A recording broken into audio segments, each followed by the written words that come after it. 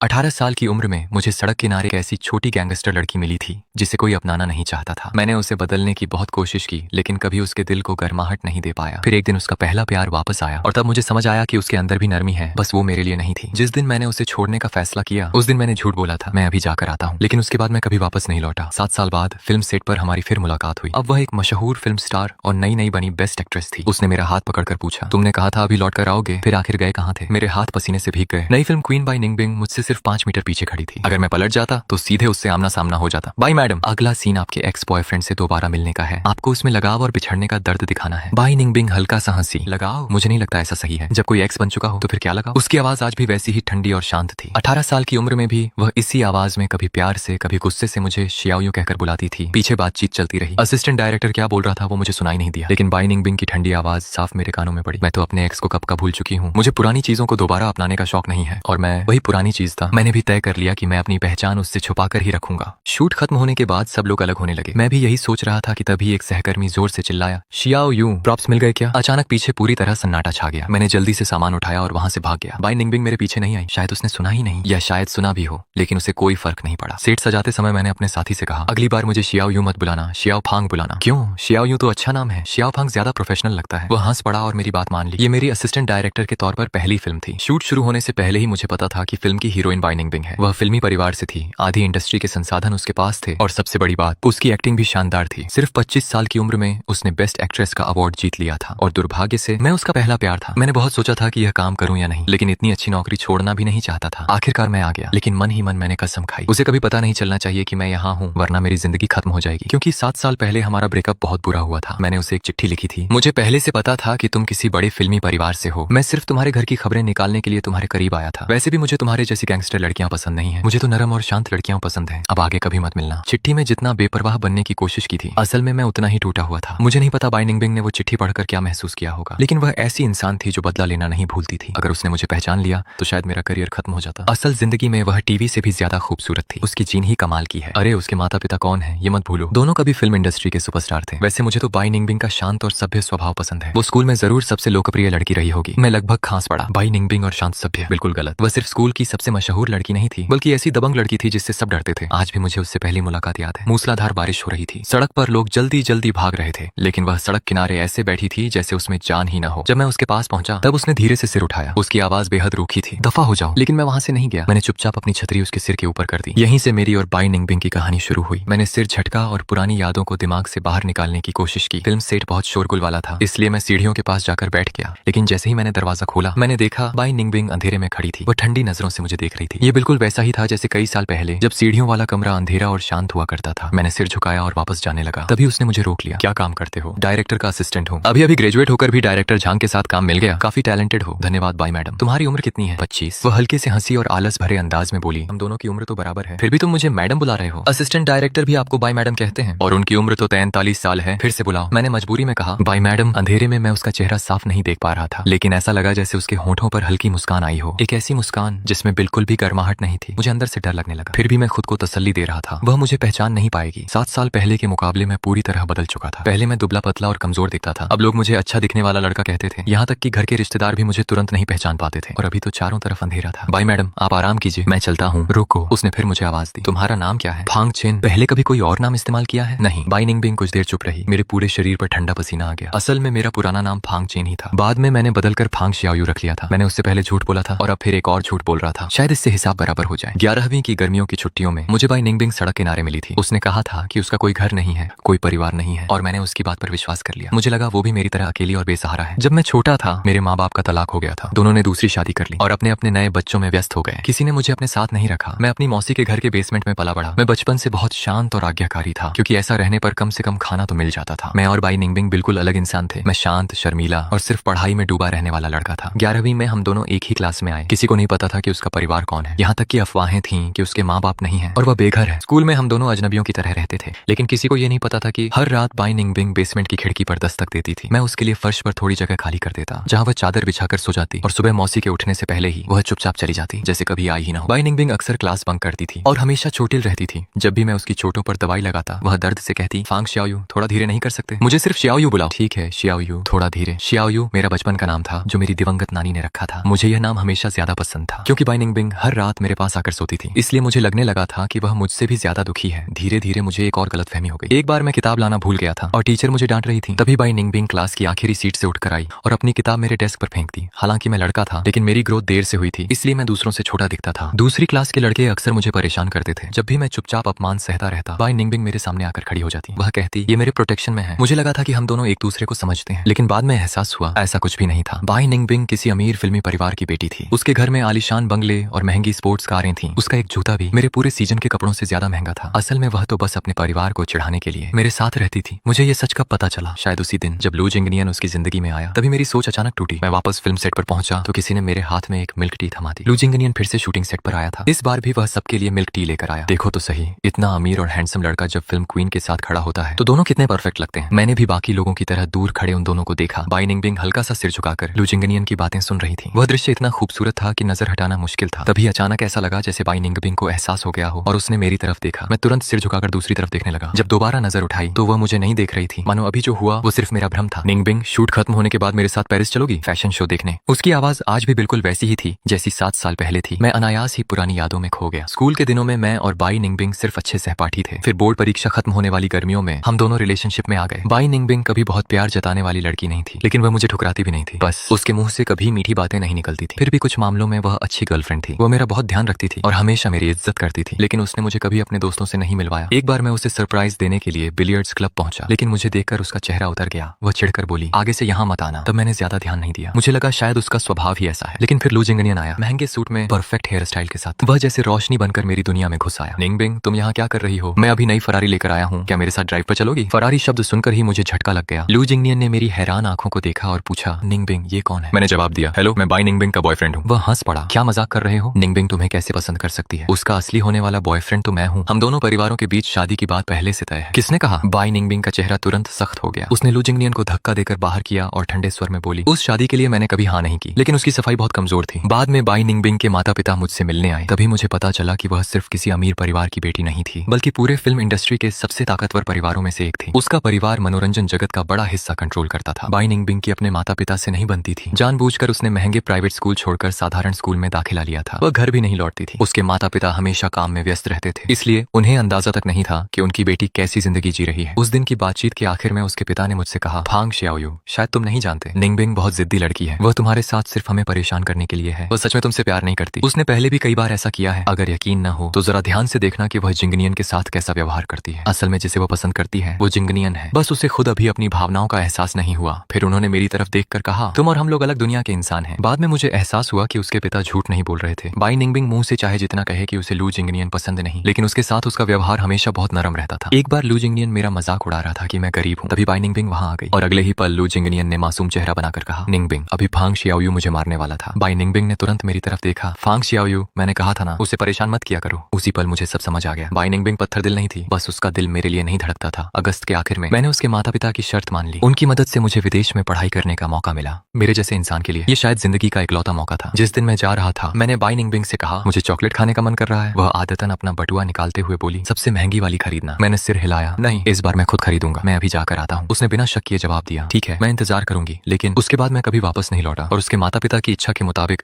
मैंने पीछे एक बेहद बेरहम ब्रेकअप लेटर छोड़ दिया। उस खत ने बाई निंगबिंग की सारी उम्मीदें पूरी तरह तोड़ दी। सिर्फ 3 महीने तक चली हमारी पहली मोहब्बत पतझड़ के आते आते चुपचाप खत्म हो गई। उसके बाद मैंने अपना नाम बदल लिया और स्कूल के सभी लोगों से संपर्क तोड़ दिया। पहले मेरी मौजूदगी ही बहुत मामूली थी। स्कूल में लोग मुझे अक्सर तंग करते थे, लेकिन विदेश जाकर पढ़ाई करने का जो मौका मिला था मैंने उसे बहुत संभाल कर इस्तेमाल किया। मैंने जिम जाना शुरू किया, अपने पहनावे और लुक पर ध्यान देना शुरू किया। धीरे धीरे मेरा नाम भी बदल गया और चेहरा भी। ऊपर से बाई निंगबिंग के माता पिता ने जानबूझकर मेरी जानकारी छिपा दी, इसलिए वह मुझे कभी ढूंढ ही नहीं पाई। उसकी नजरों में मैं शायद मर चुका था, लेकिन उसकी खबरें मुझे हमेशा मिलती रही। मेरे जाने के बाद उसने 1 साल दोबारा पढ़ाई की, फिर फिल्म अकादमी में दाखिला लिया। उसके बाद उसने मनोरंजन जगत में कदम रखा और उसकी जिंदगी लगातार ऊंचाइयों पर पहुंचती चली गई। कैमरे के सामने वह बेहद नरम, शालीन और आकर्षक दिखती थी। उसकी मुस्कान लाखों फैंस का दिल जीत लेती थी। उसे देखकर कोई सोच भी नहीं सकता था कि स्कूल के दिनों में वह कैसी लड़की थी। शायद लोग सच में बदल जाते हैं और मैं भी बदल चुका था। उस दिन का काम खत्म होते होते मेरा पूरा शरीर थकान से टूट चुका था, लेकिन बाकी स्टाफ अब भी बहुत उत्साहित था। ओह माय गॉड, ये फोटो तो कमाल की है। क्या हुआ? बाई निंगबिंग की नई शूटिंग फोटो ट्रेंड कर रही है। मैंने भी झुककर मोबाइल स्क्रीन देखी। एक तस्वीर इंटरनेट पर तेजी से वायरल हो रही थी। उस सीन में बाई निंगबिंग अपनी पुरानी मोहब्बत से अचानक मिलती है। तस्वीर में उसकी आंखों का भाव इतना असली लग रहा था कि लोग दीवाने हो गए थे। उसने सच में किरदार को जिंदा कर दिया। फोटो में बाई निंगबिंग बेहद शांत और गरिमामयी दिखाई दे रही थी, लेकिन उसकी आंखों के अंदर मानो लाल आग जल रही हो, बेकाबू पागलपन से भरी हुई आग। लेकिन जिसने मुझे सबसे ज्यादा डरा दिया वो था फोटो का किनारा। जिस दिशा में उसकी नजरें थीं वहां धुंधला सा मेरा बैकग्राउंड दिखाई दे रहा था। अगले दिन शूटिंग फिर शुरू हुई, लेकिन हीरो के साथ अचानक हादसा हो गया और उसे अस्पताल जाना पड़ा। ये फिल्म का बहुत महत्वपूर्ण सीन था, कोई भी शूटिंग रोकना नहीं चाहता था। डायरेक्टर बहुत परेशान था। आखिर में फैसला हुआ कि फिलहाल किसी बॉडी डबल से शूट कर लिया जाए ताकि बाई निंगबिंग वाले शॉट पूरे हो सके। लेकिन बॉडी डबल खुद बाई निंगबिंग को चुनना था। मैं भी सबसे पीछे खड़ा था और तभी उसकी नजर सीधे मुझ पर आकर रुकी। उसी को लो, मैं अंदर से घबरा गया, लेकिन डायरेक्टर ने बिना कुछ पूछे तुरंत हामी भर दी। जल्दी जाओ और हीरो के कपड़े पहन लो। मुझे सिर्फ पीछे से दिखना था। फिर भी मेकअप आर्टिस्ट ने पूरा मेकअप किया ताकि कैमरे में फर्क न दिखे। जब मैं बाई निंगबिंग के सामने जाकर खड़ा हुआ तो वह कुछ सेकंड के लिए खोसी गई। फिर उसने पूछा, तुम बहुत नर्वस हो क्या? मैंने पहले कभी एक्टिंग नहीं की। तुम्हें एक्टिंग करने की जरूरत नहीं है, बस मेरी बातें सुनना। थोड़ी देर रुक कर वह फिर बोली, आराम से रहो, अगर तुम ज्यादा टेंशन लोगे तो शरीर अकड़ जाएगा और कैमरे में सब नकली लगेगा। ठीक है, जरूरत पड़े तो गहरी सांस ले लेना। धन्यवाद बाई मैडम, जब कैमरा मेरी तरफ होगा तब बस मेरी डायलॉग सुनते रहना। वह कुछ पल चुप रही, फिर धीरे से बोली, और मैंने उसकी तरफ देखा। और क्या? उसकी आंखें अचानक बहुत गहरी हो गईं। फिर उसने धीरे धीरे कहा, मेरी चॉकलेट कहाँ है? मेरे पूरे शरीर में झटका सा लगा। उसने एक एक शब्द साफ बोलते हुए कहा, शियावियो, 7 साल हो गए, अब तक तो चॉकलेट खरीद ली होगी, है ना? उसी पल मुझे समझ आ गया, बाई निंगबिंग शायद बहुत पहले ही मुझे पहचान चुकी थी। और संयोग से ये वही सीन था जहाँ फिल्म की नायिका कई साल बाद अपने पुराने प्रेमी से मिलकर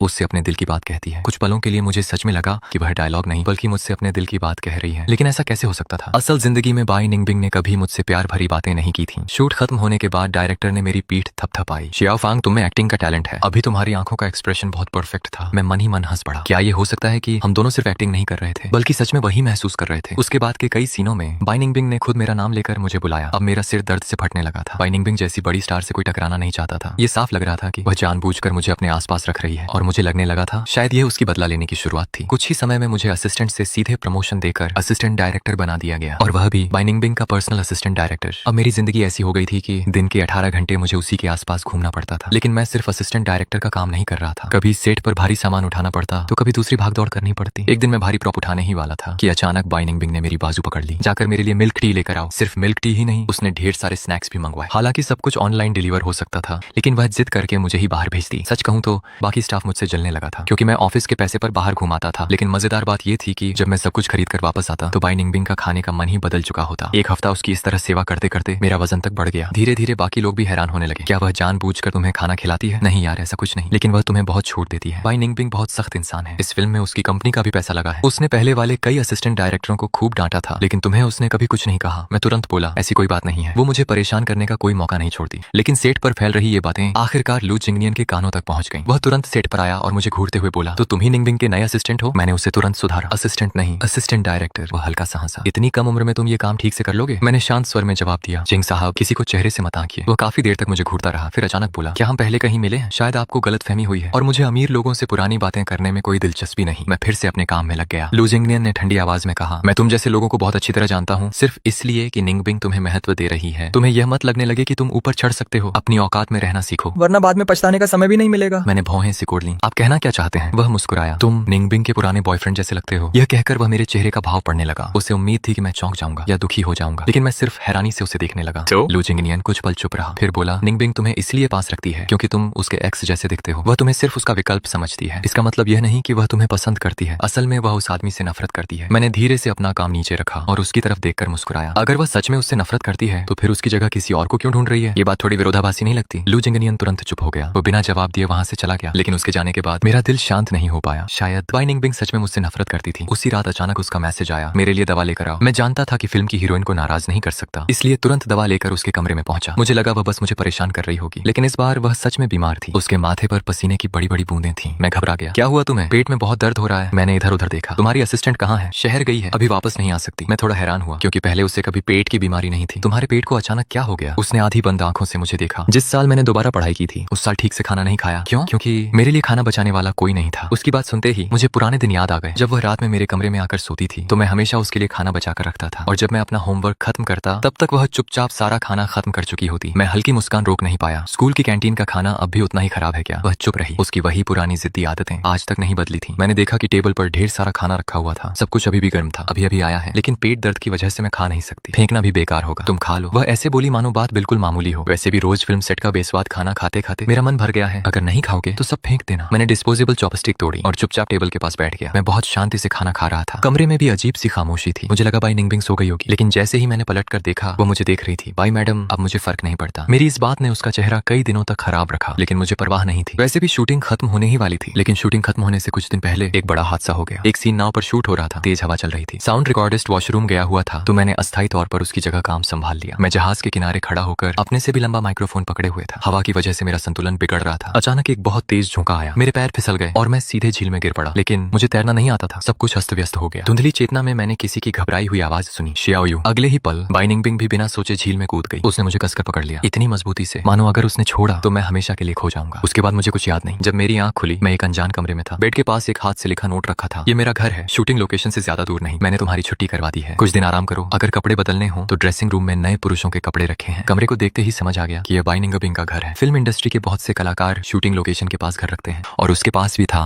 मैंने पहले गॉसिप में पढ़ा था कि वह ज्यादातर समय यहीं रहती है। घर बहुत साफ सुथरा था। मैं कपड़े बदलने के लिए ड्रेसिंग रूम में गया, लेकिन अंदर जाते ही मेरी नजर सबसे पहले एक काली छतरी पर पड़ी। वही पुरानी छतरी जो मैंने कई साल पहले बारिश वाले दिन बाई निंगबिंग को दी थी। छतरी अब काफी पुरानी हो चुकी थी, उसकी क्वालिटी भी खास नहीं थी, फिर भी उसे ड्रेसिंग रूम के बिल्कुल बीच में बहुत संभाल कर रखा गया था। उसे देखते ही मुझे वो तूफानी बारिश वाला दिन याद आ गया। मैं उसी छतरी से उसे बारिश से बचा रहा था और वह लगातार मुझे भगाने की कोशिश कर रही थी। लेकिन पता नहीं उस दिन मुझ में इतनी हिम्मत कहां से आई थी। मैंने उसकी बाह पकड़कर उसके जख्म देखने शुरू कर दिए थे। वह गुस्से में कुछ बुरा बोलना चाहती थी, लेकिन खुद को रोक लिया था। असल में बाई निंगबिंग बाहर से जितनी सख्त दिखती थी, अंदर से उतनी ही मासूम थी। मैंने हल्के से कहा, कोई बात नहीं, वैसे भी पहले भी तो देख चुकी हो। जैसे ही ये शब्द मेरे मुंह से निकले, मुझे तुरंत एहसास हुआ कि मैंने गलत बोल दिया और सच में बाई निंगबिंग के होंठ कस गए। उसका चेहरा यहाँ तक कि गर्दन तक लाल हो गई। मैंने तुरंत बात बदल दी, आज तुम्हारी शूटिंग नहीं है क्या? आज का काम खत्म हो गया, मैं तुम्हारे लिए दलिया बनाती हूँ, फिर तुम दवा खाकर आराम करना। पानी में गिरने की वजह से तुम्हें हल्का बुखार भी है। कुछ देर बाद जब वह दलिया लेकर वापस आई तो उसके शरीर पर एप्रन बंधा हुआ था। मैं उसे कुछ सेकंड ज्यादा देर तक देखता रह गया। तुम एप्रन में बहुत नरम और घरेलू लग रही हो। वह तुरंत पलटी, क्या कहा तुमने? मैं तुरंत संभल गया। मैंने कहा, धन्यवाद। उसकी आंखें हल्की चमक उठी, लेकिन आवाज फिर भी पहले जैसी सख्त थी। सारा खाना खत्म करना, कुछ भी बर्बाद नहीं होना चाहिए, और अगर कुछ और खाना हो तो मैं मजबूरी में बना भी सकती हूँ। मैं मुस्कुराया, इतनी मेहनत मत करो, तुम अपना काम देखो। वह धीरे से बोली, कल सुबह मेरी कोई शूटिंग नहीं है, आज रात मैं सेट पर वापस नहीं जाऊंगी। वैसे भी मेरे पास सब्जियां तैयार करने का समय है। फिर उसने मेरी तरफ देखकर कहा, आज रात तुम यहीं सोओगे, मैं साइड वाले कमरे में चली जाऊंगी, वहाँ अतिरिक्त बिस्तर नहीं है। तुम बीमार हो इसलिए बेवजह इधर उधर मत घूमो। उसने फर्श की तरफ इशारा किया। पुराने दिनों की तरह मैं नीचे सो जाऊंगी। उस रात मेरा बुखार फिर बढ़ गया और बाई निंगबिंग लगभग पूरी रात नहीं सोई। वह थोड़ी थोड़ी देर में उठकर मेरे माथे पर रखी तौलियां बदलती रही। बुखार में इंसान को अक्सर अजीब भ्रम होने लगते हैं। धुंधली चेतना में मुझे लगा जैसे मैं फिर उसी पुराने बेसमेंट में लौट आया हूँ। बाई निंगबिंग हमेशा की तरह फर्श पर सो रही थी और मुझसे कई फीट दूर लेटी थी, मानो जानबूझकर दूरी बना रही हो। हमारे बीच एक छोटी मेज थी, मैं सिर्फ उसकी पतली पीठ देख पा रहा था। मुझे एक पुरानी घटना याद आ गई। एक बार बाई निंगबिंग खुद बीमार थी, लेकिन उसने किसी को बताया नहीं। आधी रात को मुझे कुछ अजीब लगा तो मैं उठ गया। उसका माथा बहुत गर्म था। मैं जल्दी से दवा लाया और बार बार उसके चेहरे को ठंडे पानी से पोंछता रहा। तभी उसने अचानक मेरा हाथ पकड़ लिया। उसने बहुत देर तक मेरा हाथ नहीं छोड़ा, मानो डर हो कि मैं कहीं चला ना जाऊं। जब वह गहरी नींद में सो गई तभी उसकी पकड़ ढीली हुई। ग्रेजुएशन से पहले वह हमारी सबसे करीब वाली रात थी। बाकी समय हम दोनों लगभग अजनबियों की तरह रहते थे। स्कूल में एक दूसरे के पास से गुजर जाते, लेकिन रुकते नहीं थे। किसी तरह वो रात गुजर गई। अगली सुबह जब मेरी आंख खुली तो बाई निंगबिंग घर पे नहीं थी। उसे अचानक दोबारा शूटिंग के लिए बुला लिया गया था, लेकिन टेबल पर पहले से बना हुआ खाना रखा था और ठीक बीच में सबसे महंगी चॉकलेट का एक पैकेट रखा था। मैं खाना खा ही रहा था कि तभी दरवाजा खुला। मुझे लगा बाई निंगबिंग वापस आ गई, लेकिन अंदर एक अनजान औरत आई। मैंने उसे पहले देखा हुआ था। वो बाई निंगबिंग की मैनेजर थी और उसकी बहुत करीबी दोस्त भी। वो मुझे देखकर कुछ सेकंड तक चुप रह गई, फिर अजीब नजरों से देखने लगी। मैंने जल्दी से समझाया, मैं सिर्फ फिल्म यूनिट का असिस्टेंट डायरेक्टर हूँ। वो अचानक पूछ बैठी, तुम्हारा नाम क्या है? मैंने हल्का सा मुस्कुराकर कहा, आप मुझे फांग शियाओयू कह सकती हैं। इतना सुनते ही वह लगभग उछल पड़ी। फांग शियाओयू? तो तुम ही वो शियाओयू हो? वह मुझे अविश्वास से घूरने लगी। क्या हुआ? मेरे पूछने पर उसने गहरी सांस ली, फिर धीरे धीरे बोली, तुम्हारे गायब होने के बाद बाई निंगबिंग पागलों की तरह तुम्हें ढूंढती रही, लेकिन जब तुम नहीं मिले तो उसने खुद को पूरी तरह बर्बाद करना शुरू कर दिया। ना ठीक से खाती थी, ना सोती थी, वो पूरी तरह टूट चुकी थी। लेकिन अब अच्छा है, आखिरकार उसने तुम्हें ढूंढ लिया। अब शायद वह सुकून से जी पाएगी। 7 साल उसने खुद को बहुत तकलीफ दी है। मैं चुप हो गया, फिर धीरे से बोला, हमारा रिश्ता सिर्फ 3 महीने चला था, इतना भी याद रखने लायक नहीं था। मैनेजर तुरंत सिर हिलाने लगी। तुम्हें कुछ नहीं पता, बाई निंगबिंग ने स्टार बनने का फैसला भी तुम्हारी वजह से लिया था। मैं हैरान रह गया। वह आगे बोली, अपने माता पिता की वजह से वह बचपन से ही फिल्म इंडस्ट्री से नफरत करती थी। उसके घर वाले चाहते थे कि वह बचपन से ही अभिनेत्री बने, लेकिन उसने हमेशा मना कर दिया। लेकिन तुमसे अलग होने के बाद उसने अचानक कहा कि वह स्टार बनेगी, क्योंकि तुम्हें फिल्में बहुत पसंद थी। और उसका कहना था अगर वह सबसे चमकदार जगह पर खड़ी होगी तो शायद तुम उसे देख पाओगे। मैं पूरी तरह स्तब्ध रह गया, क्योंकि मुझे सच में वो रात याद थी। एक रात मुझे नींद नहीं आ रही थी तो मैंने अंधेरे में लेटी बाई निंगबिंग से पूछा, भाई तुम सो गई क्या? नहीं, आज मैंने एक फिल्म देखी, शोशैंक रिडेम्पशन, वो फिल्म बहुत अच्छी थी। बाई निंगबिंग ने बेरुखी से जवाब दिया, मुझे दिलचस्पी नहीं है। मैं धीरे से बोला, लेकिन मैं भविष्य में फिल्में बनाना चाहता हूँ। हालांकि फिल्म बनाना बहुत महंगा होता होगा, अफसोस मेरे पास पैसे नहीं है। बाई निंगबिंग ने तुरंत कहा,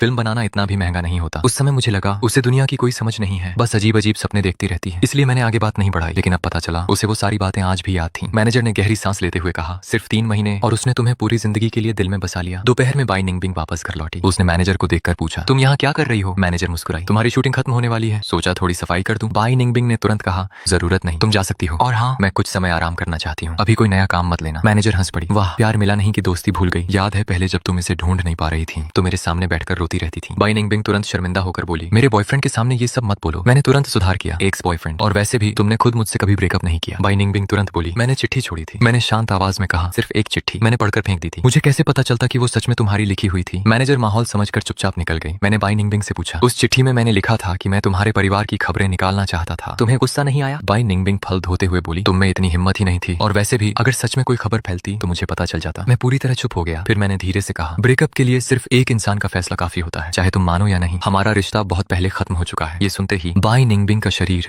हल्का सा कांप गया। वह पलटकर मेरी तरफ देखने लगी। तो क्या मैं तुम्हें फिर से प्यार कर सकती हूँ? मैंने सिर झुका लिया। कोई फायदा नहीं है। वह धीरे से बोली, क्या तुम मुझसे इसलिए नाराज हो क्योंकि मैंने अपनी असली पहचान तुमसे छिपाई, या इसलिए क्योंकि लू जिंगनियन वाली बात मैं तुम्हें ठीक से समझा नहीं पाई? मैंने लंबी सांस ली। दोनों वजह है और शायद कोई भी वजह नहीं। फिर मैंने उसकी आंखों में देखकर कहा, हम दोनों अलग दुनिया के लोग हैं, अब जबरदस्ती मत करो। कमरे में अचानक गहरी खामोशी छा गई। काफी देर बाद उसकी आंखें लाल हो चुकी थी। वह लगभग रोते हुए बोली, लेकिन मैं जबरदस्ती करना चाहती हूँ। मैंने उसकी बात दिल पर नहीं ली। शूटिंग खत्म होने के बाद मैं अपने पुराने शहर वापस चला गया। मौसी का पुराना घर टूटने वाला था। उन्होंने मुझे बुलाया था ताकि पुराने सामान को समेटने में मदद कर सकूं। हालांकि मौसी हमेशा अपने बच्चों को मुझसे ज्यादा महत्व देती थी, लेकिन उन्होंने मुझे पाला भी था। मैं एहसान फरामोश नहीं बनना चाहता था। घर लौटते समय मैं अपने पुराने हाई स्कूल के पास से गुजरा। स्कूल कुछ साल पहले दोबारा बनाया गया था। अब सब कुछ काफी बदल चुका था। मैं कुछ देर स्कूल के गेट के सामने खड़ा रहा, तभी पीछे से किसी ने आवाज दी, अरे तुम वही हो ना? मैंने पलट कर देखा। सफाई कक्ष से मेरी उम्र की एक महिला बाहर आई। वह मुझे ध्यान से देख रही थी। तुम इसी स्कूल के छात्र थे ना? मुझे याद है। तुम बाई निंगबिंग की क्लास में थे? मैंने सिर हिलाया, जी। लेकिन आप कौन हैं? वह मुस्कुराई, मैं वही लड़की हूँ जिसका कभी बाई निंगबिंग से झगड़ा हुआ था। फिर उसने अचानक पूछा, वैसे आज तुम अकेले क्यों हो? बाई निंगबिंग कहाँ है? वो तो हमेशा तुम्हारे पीछे रहती थी। मैं चौंक गया। मेरे पीछे? वह हंस पड़ी। हाँ, हर दिन रात की क्लास खत्म होने के बाद बाई निंगबिंग चुपचाप तुम्हारे पीछे पीछे चलती थी। तुम्हें सच में पता नहीं था? मैं पूरी तरह स्तब्ध रह गया। वह आगे बोली, जिस दिन मेरा उससे झगड़ा हुआ था, बीच में उसने अचानक कहा कि उसे स्कूल वापस जाना है। मुझे बड़ा अजीब लगा क्योंकि वो लड़की कभी स्कूल की परवाह नहीं करती थी, इसलिए मैं उसके पीछे पीछे चली गई। फिर मैंने देखा वो स्कूल गेट पर खड़ी होकर तुम्हारा इंतजार कर रही थी, और जैसे ही तुम बाहर निकले वो चुपचाप तुम्हारे पीछे चलने लगी। जब तक तुम घर नहीं पहुंच गए वो दूर से तुम्हें देखती रही। उसके बाद ही वो वापस मेरे पास आई। मैं पूरी तरह निशब्द था। लड़की धीरे से मुस्कुराई। बाद में मुझे समझ आया उसे डर था कि कहीं उसके दुश्मन तुम्हें नुकसान न पहुंचा दें, इसलिए वो हमेशा तुम्हारी सुरक्षा करती थी। जब वह लड़की यह बात बता रही थी, उसने सड़क के कोने में खड़े उस पुराने प्लेटनस के पेड़ की ओर इशारा किया। वो हमेशा वहीं खड़ी होकर तुम्हारा इंतजार करती थी। 17 साल की बाई निंगबिंग को काले कपड़े पहनना बहुत पसंद था। रात के अंधेरे में वह इतनी घुल जाती थी कि दूर से उसे पहचानना मुश्किल हो जाता। तेज हवा चली और कुछ पल के लिए मुझे सच में लगा जैसे वह आज भी उसी पेड़ के नीचे खड़ी हो। तभी मौसी का फोन आया। उन्होंने जल्दी घर आने को कहा। जब मैं पहुंचा तो पुराने बेसमेंट का सामान निकाला जा रहा था। मेरा पुराना बिस्तर, मेरी पढ़ाई की मेज, एक एक चीज बाहर लाई जा रही थी। अचानक मौसी ने मुझे आवाज दी, xiaoyu, इधर आओ। मुझे यहाँ कुछ मिला है। मैं जल्दी से उनके पास गया। उन्होंने जमीन की ओर इशारा किया। मैं कुछ सेकंड तक चुप रह गया। फर्श पर जगह जगह मेरे नाम को खुरच कर लिखा गया था, बार बार, सैकड़ों बार, फांग xiaoyu। मौसी ने धीरे से कहा, ये उसी लड़की ने लिखा होगा ना? वही, जो अब बड़ी अभिनेत्री बन गई है। मैं हैरान रह गया। आपको कैसे पता? मौसी हल्का सा मुस्कुराई। वो एक बार मुझसे मिलने आई थी। मैं तुरंत पूछ बैठा, क्या आपको याद है? मौसी कुछ देर पुराने दिनों को याद करती रही, फिर बोली, एक बार मुझे यहाँ कुछ मिला था और मैंने तुम्हें बहुत डांटा था, याद है? मुझे तुरंत वो दिन याद आ गया। उस समय मैंने कितनी जिद की थी, चाहे जितना पूछा जाए। मैं सच बताने को तैयार नहीं था। मैं बस यही कहता रहा कि वो सब मैंने खुद किया है। मौसी ने धीरे से कहा, लेकिन मैं जानती थी तुम ऐसे बच्चे नहीं हो। पुरानी यादों को सोचकर उनकी आवाज थोड़ी नरम हो गई। फिर उन्होंने आगे कहा, जिस दिन मैंने तुम्हें डांटा था वो लड़की खिड़की के बाहर खड़ी थी। उसने सब कुछ देख लिया था। बाद में वो अकेले मेरे पास आई और मेरे सामने घुटनों के बल बैठ गई। मैंने अनजाने में अपनी उंगलियां कस ली। सांसें भी धीमी पड़ गईं। मौसी धीरे से बोली, वो बार बार मुझसे माफी मांग रही थी, मुझसे विनती कर रही थी कि मैं तुम्हें डांटूं नहीं। मुझे डर था कि कहीं वो तुम्हें बिगाड़ न दे, इसलिए मैंने उसे दोबारा यहाँ आने से मना कर दिया। तभी मुझे सच समझ आया। 11वीं खत्म होने के बाद बाई निंगबिंग अचानक हमारे घर आना बंद कर चुकी थी। उसने मुझसे कहा था मुझे रहने की दूसरी जगह मिल गई है, लेकिन असल वजह कुछ और थी। वो सिर्फ मुझे मुश्किल में नहीं डालना चाहती थी। मैं नीचे झुका और फर्श पर बने उन घिसे हुए निशानों को देखने लगा। उन निशानों से साफ पता चलता था कि उसने यहाँ कई रातें जाग कर बिताई थी। बाई निंगबिंग हमेशा चुप रहती थी, लेकिन शायद मन ही मन मुझे हजारों बार पुकारती रही। घर टूटने से एक दिन पहले मैं एक बार फिर स्कूल से पैदल मौसी के घर की तरफ चला। वही पुरानी सड़क, दोनों तरफ घने पेड़, सब कुछ वैसा ही था। चलते चलते जब मैं उस छोटे बेसमेंट की खिड़की तक पहुंचा तो अचानक दिल जोर से धड़क उठा। जिस औरत ने सबसे पहले हाथ बढ़ाकर मुझे छूने की कोशिश की, मैंने तुरंत उसकी कलाई पकड़कर जोर से मोड़ दी। दर्द से वह जोर से चीख उठी। मैंने ठंडी आवाज में कहा, मैं औरतों पर हाथ नहीं उठाता। तभी पीछे से तेज कदमों की आवाज आई। मुड़कर देखा, वह बाई निंगबिंग थी। उसके चेहरे पर गुस्सा साफ दिखाई दे रहा था। उसने बिना झिझक उन लड़कियों की तरफ कदम बढ़ाए और बोली, वो नहीं मारेगा लेकिन मैं मार सकती हूँ। उस पल ऐसा लगा जैसे उसकी सारी नकली मुस्कान और स्टार वाली छवि टूट गई हो और मेरे सामने वही पुरानी जिद्दी लड़की वापस आ गई हो जिसे मैं सालों पहले जानता था। उसकी आंखों में वही खतरनाक चमक थी जैसे अकेले 4 लोगों से भी लड़ सकती हो, लेकिन मैं जानता था कि अब उसकी पहचान अलग है। वह कोई आम लड़की नहीं रही थी, इसलिए मैंने तुरंत उसका हाथ पकड़ लिया। बाई निंगबिंग, तुम गुस्सा मत करो। मेरी बात सुनते ही वह अचानक शांत पड़ गई। उसका चेहरा नरम हो गया जैसे भीतर का सारा तूफान एक पल में खत्म हो गया हो। मैंने धीरे से कहा, चलो यहाँ से भागते हैं। उसने बिना कुछ बोले मेरा हाथ कस कर पकड़ लिया। अगले ही पल हम दोनों सड़क पर दौड़ रहे थे। भीड़, गाड़ियां, शोर सब पीछे छूटता जा रहा था। सिर्फ हमारी तेज धड़कनों की आवाज सुनाई दे रही थी। ऐसा लग रहा था जैसे समय फिर से 7 साल पीछे लौट आया हो। हम भागते भागते आखिर मेरी मौसी के पुराने घर के बेसमेंट तक पहुंच गए। वहां अब कुछ भी नहीं बचा था। कमरे से सारा सामान हट चुका था,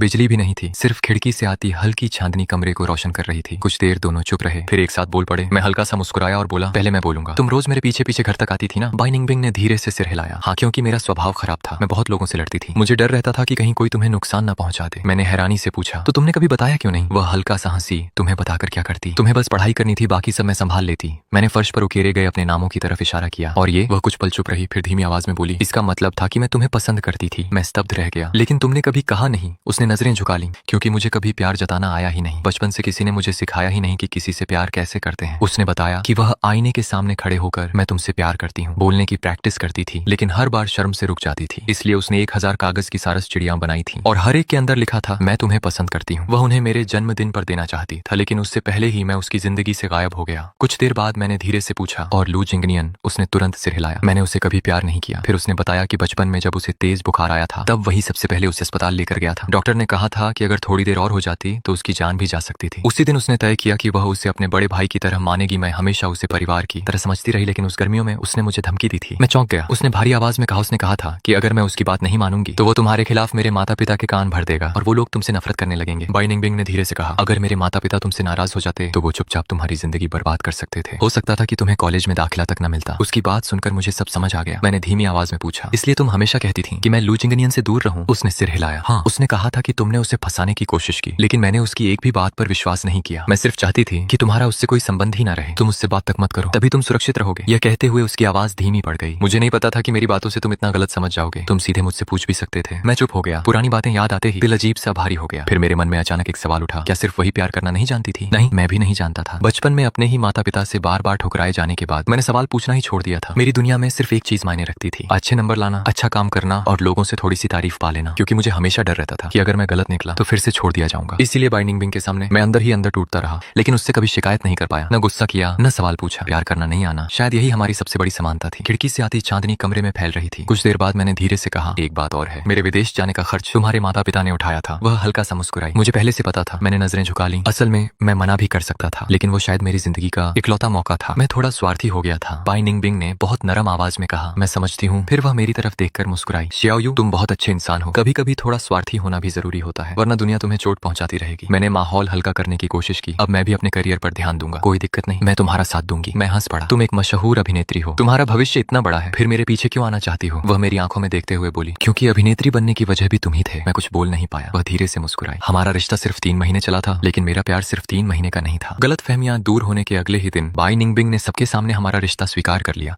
उसने सोशल मीडिया पर पोस्ट डालकर मुझे टैग भी किया। पोस्ट की एक लाइन इंटरनेट पर छा गई, 3 महीने के बदले पूरी जिंदगी। पूरा इंटरनेट हिल गया। हर जगह सिर्फ हमारी चर्चा हो रही थी। मुझे डर था कि उसके माता पिता फिर से बीच में आएंगे, लेकिन इस बार मैं गलत था। अब बाई निंगबिंग 25 साल की थी। वह अब किसी के कंट्रोल में नहीं आने वाली थी। शायद 7 साल पहले भी उसे रोका नहीं जा सकता था। इसलिए उन्होंने मुझे कमजोर कड़ी समझा था। और सच कहूं तो मैं हार किसी और से नहीं, अपने ही आत्मविश्वास की कमी से गया था। लेकिन इस खबर के बाद एक और इंसान इंटरनेट पर छा गया, लू जिंगनियन। उसी दिन वह गुस्से में मेरे पास आया। अब समझ आया, तुम वही फांग शियाओयू हो। मैंने शांत होकर कहा, हाँ तो। वह दांत भींचकर बोला, तुरंत बिंग से अलग हो जाओ। उससे शादी तो मेरी होनी थी। मैं कुछ कहने ही वाला था कि अचानक पीछे से एक ठंडी आवाज आई। मेरी शादी किससे होनी थी? हम दोनों ने पीछे मुड़कर देखा। बाई निंगबिंग वहीं खड़ी थी। लू जिंगनियन अभी भी गुस्से में था। तुमने इंटरनेट की बातें नहीं देखी? सब लोग उसे तुम्हारे पैसे पर जीने वाला कह रहे हैं। लोग बोल रहे हैं कि इसने हमारे रिश्ते के बीच आकर सब खराब किया। अगर इसे अपनी नौकरी प्यारी है तो इसे तुरंत तुमसे दूर हो जाना चाहिए। बाई निंगबिंग का चेहरा अचानक ठंडा पड़ गया। उसने सीधा पूछा, हम दोनों का रिश्ता कब था? मुझे तो याद नहीं। लू जिंगनियन कुछ बोल नहीं पाया। वह आगे बढ़ी और सख्त आवाज में बोली, लू जिंगनियन, तमीज से बात करो। तुमने कहा था कि तुम मुझे अपना परिवार मानते हो, फिर आज मुझ पर ही गुस्सा क्यों निकाल रहे हो? मैंने तुम्हारे लिए हमेशा अपनी तरफ से सब किया, लेकिन इसका मतलब ये नहीं कि तुम मेरी जिंदगी तय करोगे। उसने साफ शब्दों में कहा, दोस्ती का मतलब दोस्ती होता है। अगर तुम उससे आगे कुछ चाहोगे तो फिर दोस्त भी नहीं रह पाएंगे। लू जिंगनियन का चेहरा गुस्से से लाल हो गया। बाई निंगबिंग, तुम इस लड़के के प्यार में पूरी तरह पागल हो चुकी हो। वह गुस्से में बोला, ठीक है, मैं प्रेस कॉन्फ्रेंस करूंगा, सबको सच बताऊंगा। इसकी गरीब लड़के वाली पहचान कभी नहीं बदलेगी। बाई निंगबिंग ने बिना डरे जवाब दिया, सबसे पहले तुम्हारे और मेरे बीच कोई कानूनी रिश्ता कभी था ही नहीं। बचपन में बड़े लोगों ने मजाक में जो कहा था उसे मैं कई बार सार्वजनिक रूप से नकार चुकी हूँ। बाई निंगबिंग ने आंखें सिकोड़ते हुए कहा, और दूसरी बात, अगर तुमने प्रेस कॉन्फ्रेंस की तो फिर मुझे भी सख्त कदम उठाने से मत रोकना। लू जिंगनियन गुस्से में बोला, लेकिन वो गरीब लड़का तुम्हारे लायक ही नहीं है। ये सुनकर बाई निंगबिंग ने उसे दया भरी नजरों से देखा और बोली, तुम्हारे मुंह से हर वक्त बस गरीब शब्द ही निकलता है। लू जिंगनियन, क्या तुमने कभी सच में किसी से प्यार किया भी है? बिल्कुल, मैं तुमसे प्यार करता हूँ। नहीं, बाई निंगबिंग ने उसकी बात काट दी। तुम मुझसे प्यार नहीं करते। अगर मैं बाई परिवार की बेटी ना होती, अगर मेरे माता पिता मशहूर स्टार ना होते, अगर मैं सिर्फ सड़क पर घूमने वाली एक बिगड़ी हुई लड़की होती, तब भी क्या तुम मुझसे प्यार करते? लू जिंगनियन एकदम चुप हो गया। शायद उसने कभी इस सवाल के बारे में सोचा ही नहीं था। बाई निंगबिंग आगे बोली, अगर किसी बरसात वाले दिन तुम मुझे सड़क किनारे अकेले बैठे देखते तो क्या मेरे लिए छाता पकड़ते? नहीं, तुम शायद मुझे समाज समाज की खराब लड़की समझकर नफरत करते। उसकी आवाज अब धीमी लेकिन बेहद गंभीर थी। तुम्हें मेरी पहचान पसंद है, मैं नहीं। तुम तो यह बात भी स्वीकार नहीं कर पा रहे कि मैं कभी एक छोटी गुंडा लड़की थी। इतना कहकर बाई निंगबिंग मेरा हाथ पकड़कर वहां से चली गई। मैंने पीछे मुड़कर देखा तो लू जिंगनियन अब भी वहीं खड़ा था, जैसे उसकी दुनिया हिल गई हो। पता नहीं उसे हमारी बात समझ आई या नहीं, लेकिन एक हफ्ते बाद खबर मिली कि उसकी प्रेस कॉन्फ्रेंस तय समय पर होने वाली है। बाई निंगबिंग उसे रोक नहीं सकती थी, लेकिन उसने आने वाले हर हालात से निपटने की पूरी तैयारी कर ली थी। हालांकि प्रेस कॉन्फ्रेंस वैसी नहीं निकली जैसी सबने सोची थी। उस दिन लू जिंगनियन शानदार कपड़ों में कैमरों के सामने आया, लेकिन उसका चेहरा थका